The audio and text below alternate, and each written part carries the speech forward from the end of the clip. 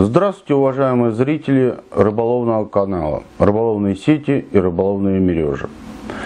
По поводу рыболовных сетей, так называемые, трехстенные сети, режовые сети, ботовые сети, загонные сети – это совершенно разные сети. Ботовая или загонная сеть предназначена для того, чтобы туда принудительно рыбу загонять.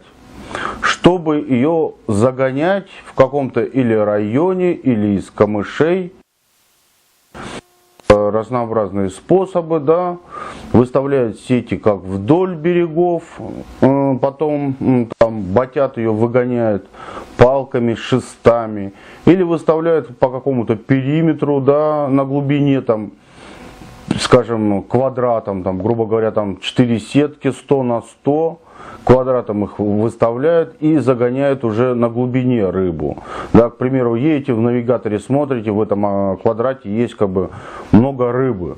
Вы опутываете этот квадрат, там 4 сетки берете по 100 метров, да, выставляете их, скажем, четырехугольником, да, с лодки выставили их, и потом опускаете, там специальные такие пластины есть в воду, опускаете их, поддергиваете, рыба начинает этого пугаться и начинает разбегаться в разные стороны. То есть это ботовые загонные сети, предназначенные для загона рыбы принудительно.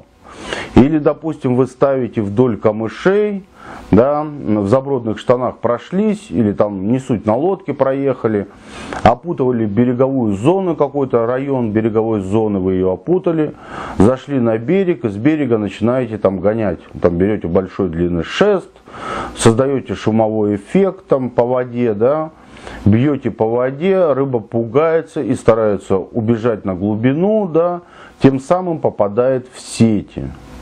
Режовые или трехстенные сети, они просто выставляются, да, там, в какой-то акватории водоема, выставляются и ловят рыбу. Так вот, там применяется совершенно разный сад на этих сетях, применяется разнообразный сад. Идет по-разному набор полотна в применении этих сетей, то есть одного или того же вида. А на вид они одинаковые, скажем так, на вид, но есть различия и есть функциональные особенности, да. Или рыбу вы загоняете, или просто поставляете эти сеть, да, для поимки рыбы. Там совершенно по-разному они делаются, да.